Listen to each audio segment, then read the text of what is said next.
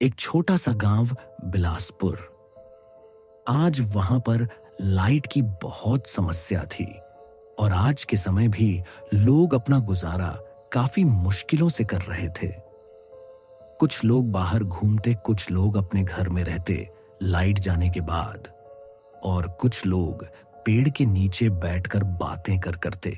हर बार की तरह आज भी बहुत सारे लोग पेड़ के नीचे बैठे थे और किसी का इंतजार कर रहे थे। गगन भाई, आज भी लाइट चली गई। लाइट जाना तो अब रोज का हो चुका है। सही कह रहे हो भाई, लाइट जाना तो रोज का हो चुका है, पर अभी तक टिंकू चाचा नहीं आए हैं। उनकी कहानी सुनाने में तो रात बन जाती है। सही कह रहे हो गगन, आते होंगे टिंकू चाचा। वो चाचा अपने हल्के हल्के कदमों से आगे उनकी तरफ आ रहे थे। चाचा, आज आपको आने में काफी देर हो गई। हम आपका इतनी देर से इंतजार कर रहे थे कि आप कब आओगे और हमें अपनी नई कहानी सुनाओगे। कुछ नहीं भाई, बस सर में दर्द हो रहा था। आज पूरे टाइम खेतों में रहा और घर पे जाकर अचानक से सर में दर्द होने लगा। काफी समय हो गए चाचा आपकी कहानी सुनी हुई। आपकी कहानी नहीं सुनता हो तो लगता है कि आज की रात कैसे करके कटेगी। अच्छा, मेरी कहानी तो होती ही मजेदार है, और वो मेरे साथ बीती मेरी ईयल घटना है। तुम तो जानते ही हो। एक दिन की बात है, अचानक से मेरे दरवाजे पर दस्तक होती है और दरवाजा मैं नहीं, मेरी पत्नी खोलती है। खोलो, गेट चिट्ठी आई है टिंकू के नाम से। दरवाजा खोलते ही सामने डाकिया खड़ा होता है और वो बताता है कि बहन जी, टिंकू है, उनके नाम से चिट्ठी आई है। नहीं भाई साहब, टिंकू तो नहीं है, वो कुछ काम से बाहर गए हुए हैं। कुछ देर में आएंगे तो मैं उन्हें बता दूंगी। काफी रात हो चुकी थी जब मैं अपने घर जाता हूँ। मेरी पत्नी मुझे चिट्ठी देकर कहती है, इसे पढ़ के बताओ। आपका नाम से चिट्ठी आई थी। सुबह में मैंने उसे कह दिया कि आप बाहर गए हो, आओगे तो मैं दे दूंगी। एक खाना जरा, कहाँ से चिट्ठी आई है? मैं भी तो देखा किसने मुझे चिट्ठी भेजी है। प्रिय टिंकू, मैं तुम्हारा दोस्त बोल रहा हूँ। बदरपुर से कितने साल हो गए? तुम अभी तक अपने घर तक नहीं आए ना? तुम मुझसे मिले? तुम इतने सालों से शहर में ही हो और अपना घर चलाने के चक्कर में हमें तो भूल गए हो। अगर तुम इस बार घर नहीं आओगे तो समझ लेना कि हम दोनों की दोस्ती खत्म हो चुकी है और मैं तुमसे कभी भी नहीं मिलेगा। आशा है कि तुम मुझसे मिलने जरूर आओगे। तुम्हारा प्रिय मित्र रमेश। अच्छा, अब समझ में आया। मेरा बचपन का दोस्त मुझे याद कर रहा है, जिसके साथ में बचपन में खेला करता था और गांव में घूमा करता था। हाँ जी, याद आया रमेश जी, आपका बचपन का दोस्त था। हम लोग उससे आज से 2-2.5 साल पहले मिलने गए थे। काफी समय हो गया उससे मिले बिना। सोचता हो कि मिलाओ। हाँ, चले जाओ आप उससे मिलने। इतनी देरी क्यों लग रही हो अपने दोस्त के साथ?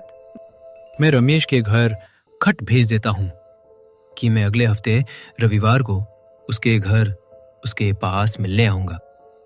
रविवार का दिन आ चुका था। शाम का समय था और मैं अपने घर से निकल गया था रमेश के घर के लिए। ऐसे ही रास्ते में चलते हुए मुझे काफी देर हो चुकी थी और मैं जंगल के रास्ते से जा रहा था और शाम भी होने को आई थी और पूरे हर तरफ अंधेरा सा हो चुका था। अचानक से इतने अंधेरे में बिजली कड़की और अचानक से काफी तेज बारिश होने लगी और मुझे नहीं पता था कि इतनी तेज बारिश होने लगेगी।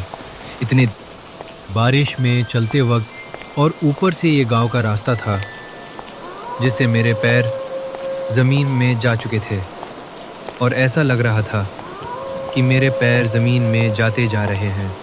अरे यार, ऊपर से इतनी तेज बारिश हो रही है और इस गांव के रास्ते में तो मेरा सारी खा लिया। मेरे पे इसमें फंसे जा रहे हैं बारिश के कारण। मैं रमेश गांव पहुंच चुका था और हर तरफ अंधेरा था। मुझे एक छोटी सी चाय की दुकान दिखती है जहाँ पर मैं हर बार रमेश के साथ आया करता था और मैं वहीं पर जाकर उन दो लोगों के साथ बैठ जाता हूँ। अरे भाई, कहाँ से आ रहे हो इतनी जल्दबाजी में और इतनी बारिश भी हो रही है? मेरा दोस्त इसी गांव में रहता है उससे मिलने आया हूँ काफी समय बाद। क्या आपको डर नहीं लगा इतनी रात में और इतनी बारिश में इस गांव में आते हुए?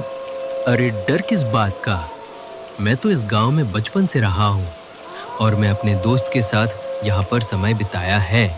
भाई साहब, आप काफ़ी थक गए होंगे, चाय पियोगे मेरे यहाँ की? भैंस की दूध की चाय काफ़ी अच्छी होती है। जरूर भाई साहब, गांव में आकर अगर भैंस की दूध की चाय नहीं पी तो क्या किया। मैं चाय पीता हूँ। और मुझे चाय काफ़ी अच्छी लगती है।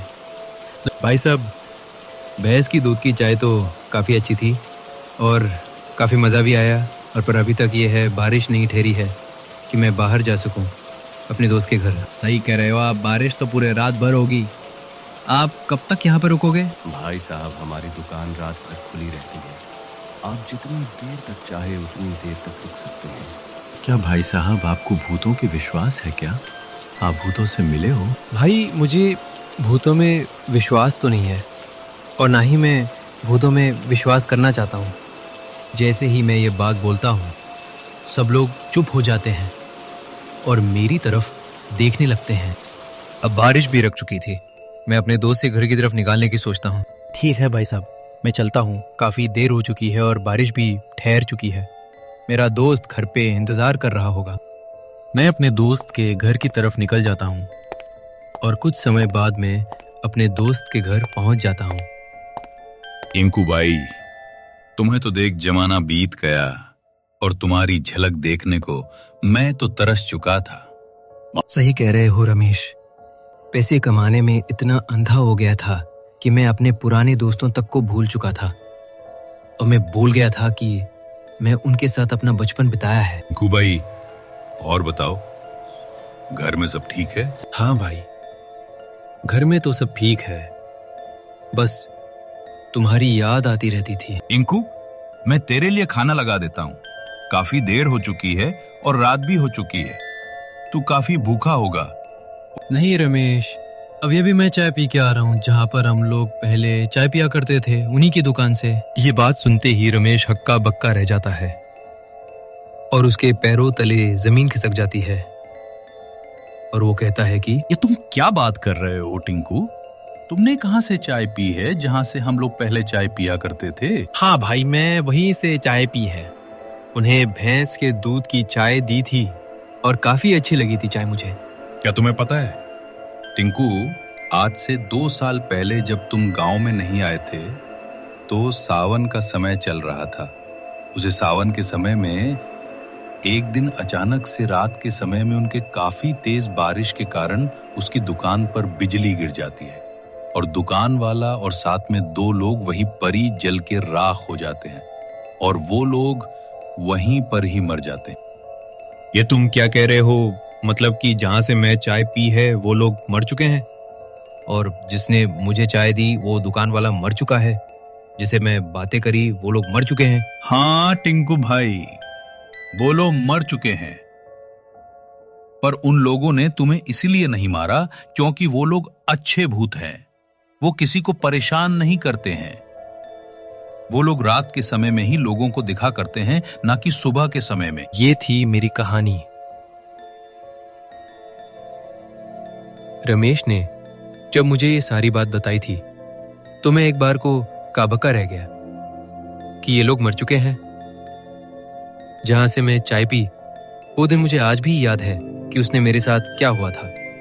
वो लोग काफी अच्छे भूत थे, इसी वजह से उन लोगों ने मुझे कुछ नहीं किया।